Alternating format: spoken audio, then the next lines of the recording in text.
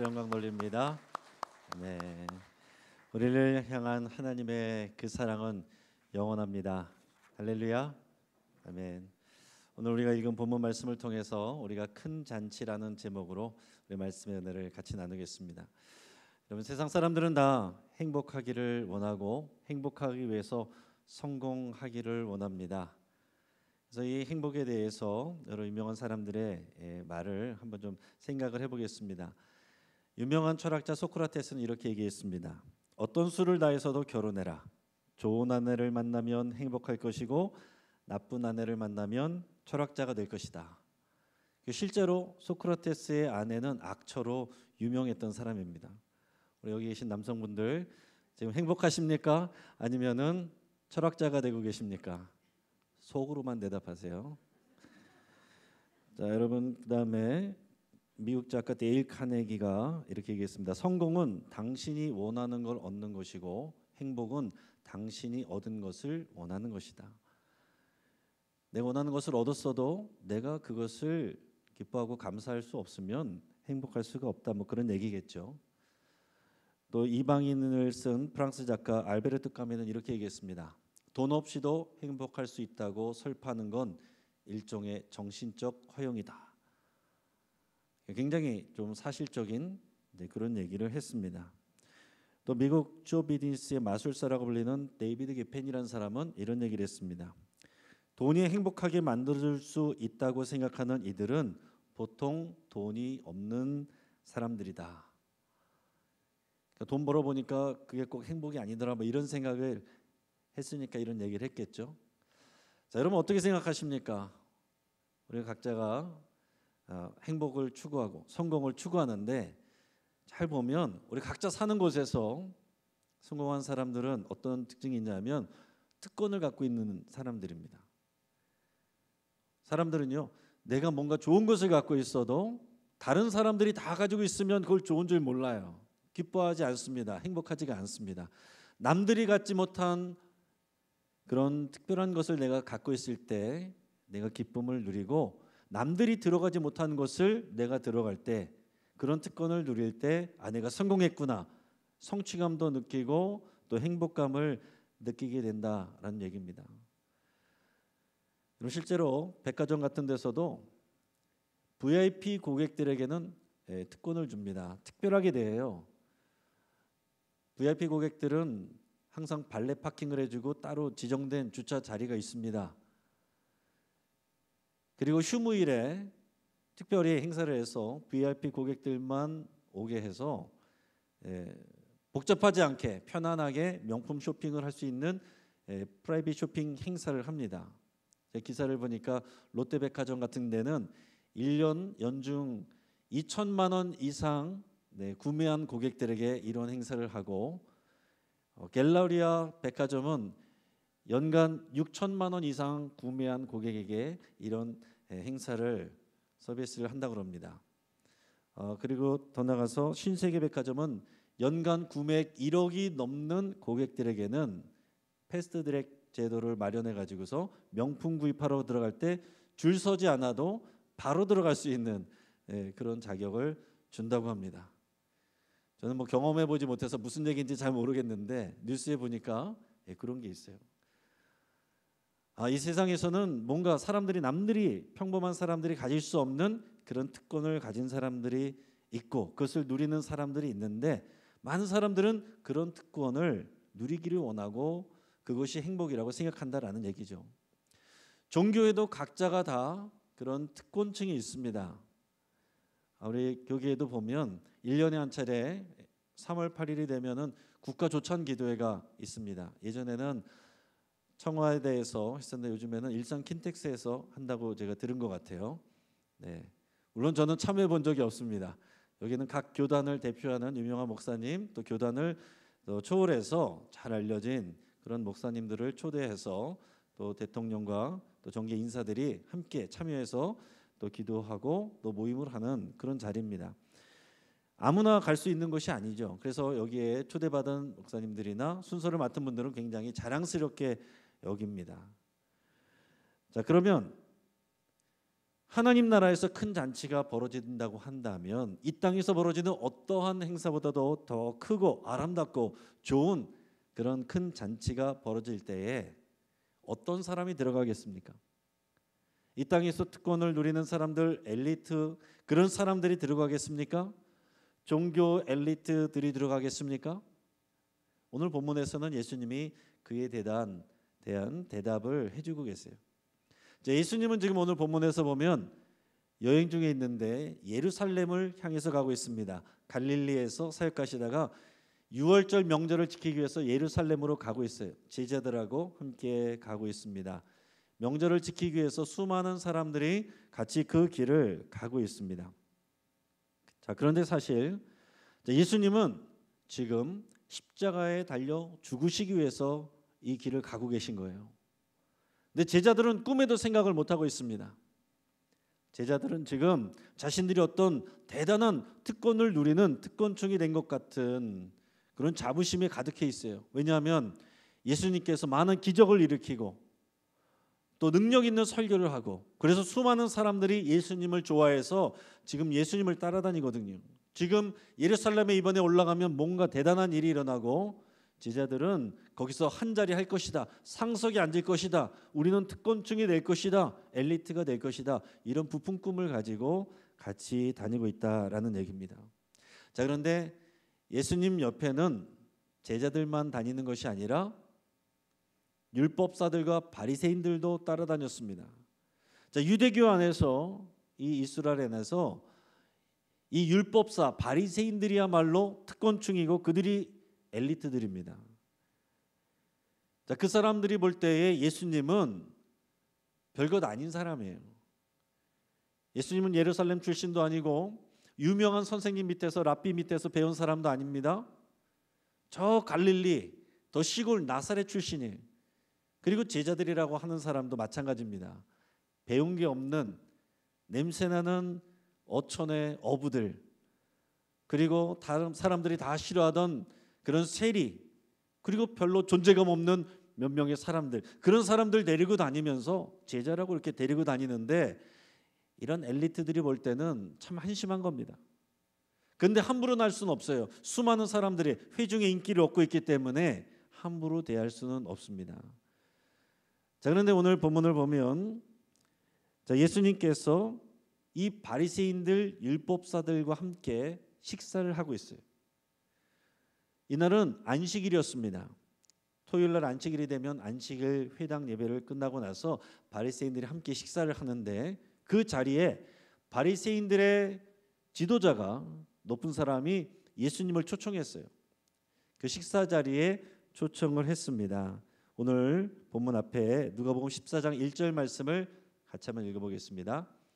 안식일에 예수께서 한 바리새인 지도자의 집에 떡 잡수시러 들어가시니 그들이 엿보고 있더라. 아멘. 자, 떡 잡수신다라는 표현은 밥 먹으러 왔다는 표현이에요. 식사 자리에 초대를 받아서 갔습니다. 자, 그런데 예수님을 좋아하는 사람들이 아니라 예수님을 탐탁지 않게 생각하는 바리새인들이 가득히 있는 그곳의 한가운데에 예수님이 초대받아서 식사하고 계신다라는 얘기예요. 예수님이 얼마나 불편했겠습니까? 사람이요, 콩 하나도 같이 사랑하는 사람하고 먹으면 맛있어요. 행복합니다. 그런데 아무리 산의 진미라고 할지라도 힘든 사람, 불편한 사람하고 먹으면 그 먹는 것도 소화도 안 되고 맛도 하나도 없습니다. 저도 몇 년 전에 그런 불편한 식사 자리를 제가 이제 경험하고 기억을 하고 있는데, 우리 교회 오기 전에 제가 청빙 문제 때문에 다른 교회에서 식사를 하면서 거기에 이제 장로님들하고 이제 같이 이제 만남을 갖는 그런 자리였어요. 그래서 이제 좋은 횟집에서 이제 만나게 돼서 참 좋은 분위기인가 보다. 식사도 먼저 하고 인사도 하는가 보다 그랬는데 그게 아니라 이제 면접을 하는 그런 자리인 거예요. 그래도 이제 좀 그런 식사 자리에서 좀 이렇게 환영하면서 밝은 분위기 속에서 하면 얼마나 좋아요. 한 사람도 웃는 사람이 없고 딱딱한 표정으로 다 이렇게 앉아 있는 거예요. 그러면서 저보고는 이제 식사 맛있게 하십시오 이렇게 해놓고서는 식사를 하려고 하는데 한 분씩 돌아가면서 질문을 하는 거예요.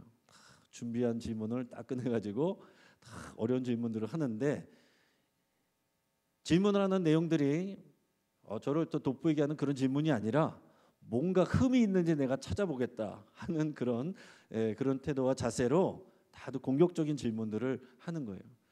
한 분이 끝나면 그분은 식사하고 다른 분들이 또 이제 식사다 말고 또 저에게 이렇게 식사를 하는데 그러면서 저보고는 계속 식사 맛있게 하라고 그러는데 도대체 제가 회를 씹고 있는 건지 내 혀를 씹고 있는 건지 분간이 안 돼요.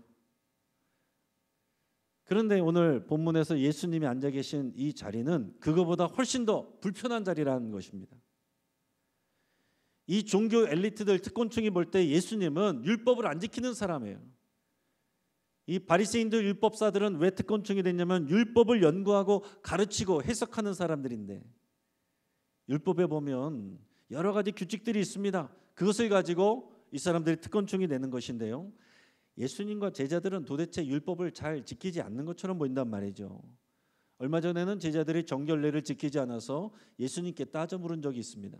예수님이 기적을 일으키는 건 좋은데 어떤 때는 안식일에도 그 일을 하였습니다.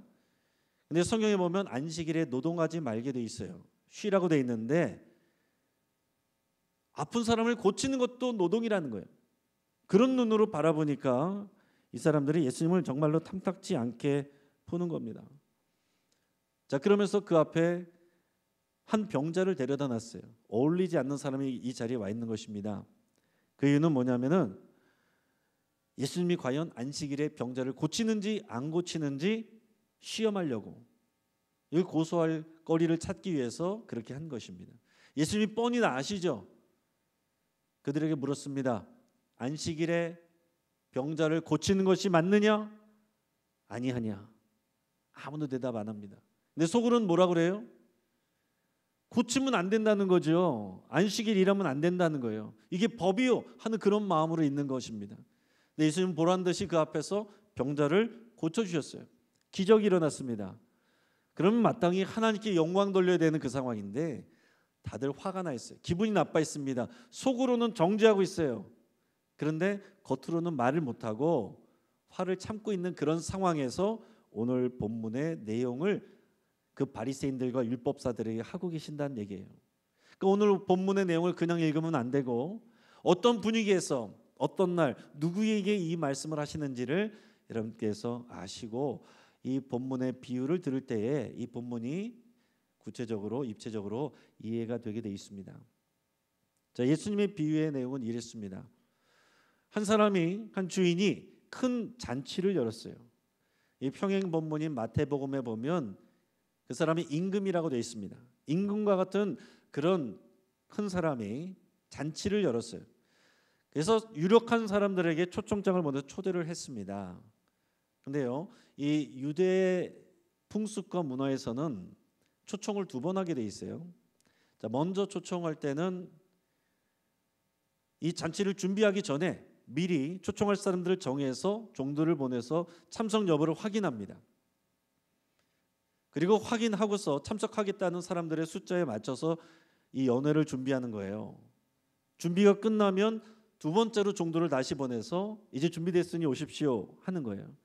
그러니까 오늘 본문에서 이 주인이 사람들을 초청한다는 얘기는 2번째 초청이라고 보셔야 되는 거예요. 근데 2번째 초청을 갔는데 당연히 간다고 했던 사람들인데 한결같이 핑계를 대면서 못 간다고 하는 겁니다. 자, 어떤 사람은 내가 땅을 샀으니 그 땅을 돌봐야 되기 때문에 돌아봐야 되기 때문에 못 가겠습니다. 어떤 사람은 내가 소 5겨리를 샀으니 그럼 10마리 샀다는 거예요. 그 소들을 시험해 봐야 돼서 내가 못 가겠습니다. 어떤 사람은 내가 장가 들었으니 바빠서 못 가겠습니다. 이게 다 우리가 행복하기 위해서 성공하기 위해서 하는 그런 조건들이잖아요. 나 성공하기 위해서 행복하기 위해서 바쁘기 때문에 그 잔치에 못 갑니다. 이렇게 얘기한 거예요. 주인이 화가 났습니다. 분노했습니다. 속 좁아서 그런 게 아니에요. 자, 이것은 그 주인을 대놓고 모욕하는 행동입니다. 아랍 사회에서는 이런 일들을 초청해서 이렇게 거절하면 이것은 선전포고로 여긴다고 할 정도로 굉장히 결례되는 행동이었어요. 이미 약속을 했던 사람들인데 대놓고서 무시하고 이것을 거절한 것입니다. 주인이 화가 나서 종들을 빨리 거리로 나가서 이러이러한 사람들을 데려와라. 이 자리에, 잔치 자리에 그런 사람들을 앉혀라 그랬습니다. 오늘 본문 21절 말씀을 같이 한번 읽어보겠습니다. 종이 돌아와 주인에게 그대로 고하니 이 집주인이 노하여 그 종에게 이르되 빨리 시내 거리와 골목으로 나가서 가난한 자들과 몸 불편한 자들과 맹인들과 전원자들을 데려오라 하니라. 아멘. 자, 종들에게 누구를 데려오라 그랬습니까? 가난한 사람들, 몸이 불편한 사람들, 맹인들, 전원자들, 대표적인 그 유대 사회의 사회적인 약자들입니다. 이런 큰 잔치에 도저히 초대받을 만한 그런 사람들이 아니에요. 이 특권층 엘리트들이 볼 때는 항상 무시받을 수밖에 없는 그런 사람들인데 그런 자격 없는 사람을 이 자리에 데려와서 앉히라라는 얘기입니다. 자, 이 특권층 엘리트 그들이 이 자리를 거부를 했을 때 이 주인이 자격 없는 사람들을 보내서 자격 없는 사람들을 데려다가 이 자리에 채웠다는 거예요. 그런데도 부족하니까 다시 나가서 더 그 사람들을 데려다가 강권하여 이 자리를 채우라. 그리고 나서 이렇게 말씀합니다. 오늘 본문 24절 말씀을 같이 한번 읽어보겠습니다. 내가 너에게 말하노니 전에 청하였던 그 사람들은 하나도 내 잔치를 맛보지 못하리라 하였다 하시니라. 아멘. 자, 여러분, 이 비유를 여러분 많이 들어보셨을 텐데 왜 하셨는가? 그리고 어떤 의미를 갖고 있는가? 좀 깊이 생각해 보시기 바랍니다. 자, 첫 번째 이유는 제가 두 가지만 말씀드리는데, 하나는 이 비유의 중요한 의미는 하나님의 나라는 큰 잔치와 같다라는 얘기예요. 여러분, 이게 우리에게 복음이에요. 하나님의 나라는 큰 잔치와도 같습니다. 그래서 성경에 보면 하나님의 구원이라는 것은 자격 없던 사람들이 하나님의 나라의 그 식탁에 참여해서 같이 밥 먹는 게 그게 구원의 모습이에요. 그래서 예수님이 이 땅에 오셔서도 어떻게 하셨냐면 먹고 마시는 일에 많은 할애를 하셨습니다. 자, 일반적인 종교인들의 훌륭한 사람들은 어떤 사람들이에요? 자기를 절제하고 고행을 하고 명상을 하고 금식을 하고. 근데 예수님은 지금 그때가 아니라 죄인들을 찾아서 함께 먹고 마시고 그 일을 하러 오셨다라고 그랬어요. 그게 여러분 구원입니다. 여러분, 하나님 나라는, 우리의 구원은 이 큰 잔치에 참여하는 거예요. 여러분, 이 땅 가운데서 여러분들이 참여해 보셨던 어떤 큰 잔치와 비교되지 않는 놀라운 하나님의 큰 잔치, 생명이 있고 풍성함이 있고 즐거움이 있고 기쁨이 있는 그런 잔치에 참여하는 것이 하늘나라의 큰 잔치란 것입니다. 여기에 두 가지 뜻인데, 하나는 우리가 죽어서 하나님 나라 갔을 때 거기서 누리게 될 영원한 잔치를 의미하기도 합니다. 그래서 오늘 우리가 이 땅에 살아갈 때 하나님 나라에서 이 큰 잔치의 주인공으로 참여할 것을 여러분 기대하시고 소망하면서 이 땅에서 살아가는 거예요. 그게 믿음입니다. 이 믿음이 있을 때 여러분, 이 땅에서 내가 가지 못하는 특권층들만 누리는, 엘리트만 가는 그런 특별한 곳, 그것이 청와대든지 그것이 백화점이든지 대단한 곳이든지 여러분, 우리가 주눅 들 필요가 없어요. 우리는 하나님 나라 그 왕국의 하나님 잔치에 우리가 주인공으로 초대받은 사람들입니다.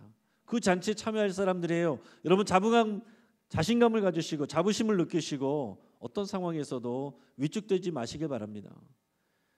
세상의 다른 것들을 보면서 위축된다는 것은 이 믿음이 우리의 약해지면 그런 거예요. 자, 또 하나는 이 하나님 나라의 큰 잔치는 죽어서만 누리는 게 아닙니다. 이 땅 가운데서 누리는 거예요. 하나님 나라의 큰 잔치는 이 땅 가운데서 누릴 때 어디서 누립니까? 교회에서, 예배를 통해. 이 교회에서 이 주일 예배는 예수님이 부활하신 일요일에 예배하는 날이고 예수님의 부활을 기뻐하는 잔치를 즐기는 것입니다. 그래서 예수님이 성찬식을 가르쳐 주시면서 떡과 포도주, 빵과 포도주를 먹고 마시라 그러면서 그 식탁을 함께 하셨죠. 이것은 너희 주는 내 살과 피다. 그 주님의 구원의 생명의 살과 피를 먹고 마시는 게 이 주일 예배의 의미입니다. 그래서 원래 초대교회에서는 모일 때마다 성찬식을 하고 모일 때마다 함께 밥을 먹었어요. 그래서 여러분, 교회에서 중요한 거는 함께 우리가 기뻐하고 함께 먹고 기쁨을 나누는 이 잔치와 같은 것이 예배예요. 에헴 하고 앉아있는 거룩함을 지키는 게 예배가 아니란 얘기입니다. 오늘 하나님께서 우리에게 베풀으신 이 잔치를 즐기고 기뻐하는 것, 그 함께 그 기쁨을 누리는 것, 나누는 것, 그게 이 하나님 나라의 잔치를 즐기는 거예요.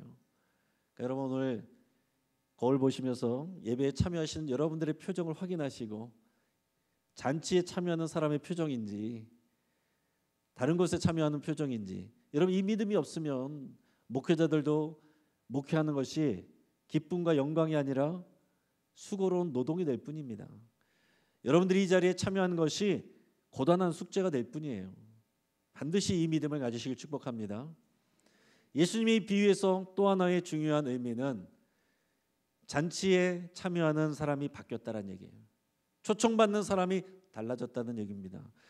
처음에는 이 율법을 맡은 자들, 이런 엘리트들, 특권층이 가장 먼저 초대받는 사람들이었어요. 그런데 그들이 거절한 것입니다. 이 비유에 해당하는 사람들, 그 잔치 자리를 거절한 사람들, 오늘 지금 이 말씀을 듣고 있는 율법사들, 바리새인들이에요. 그래서 자격 없는 사람들을 주인이 다 데려오게 하셨는데, 마찬가지로 무시받던 이런 예수님의 제자들, 아픈 사람들, 무시받던 사회적 약자들, 그런 사람들이 다 하나님 나라의 잔치에 나와서 누리게 된다는 것을 예수님이 말씀하는 겁니다. 실제적으로 바리새인들, 유대인들의 이 종교 지도자들은 예수님을 미워하고 예수님을 십자가에 못 박아 죽였습니다.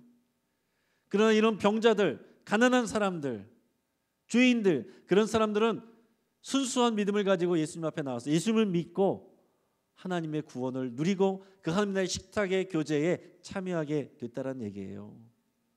이것을 더 크게 보면요, 처음에 이것을 받았으나 거절하고 물리친 사람들은 이스라엘 민족이라고 할 수 있습니다. 이스라엘 민족은 하나님의 선택받은 민족이에요. 그런데 그 예수님을 받지 않았고 십자가에서 죽였습니다. 그래서 이제 그 복음이 오히려 이방인에게로 흘러가게 된 거예요. 그 선교를 통해서 이방인들에게 흘러 오늘 저와 여러분들에게까지 왔고, 그 소식을 듣고 구원을 받고 이 자리에 저와 여러분들이 앉아 있는 것입니다.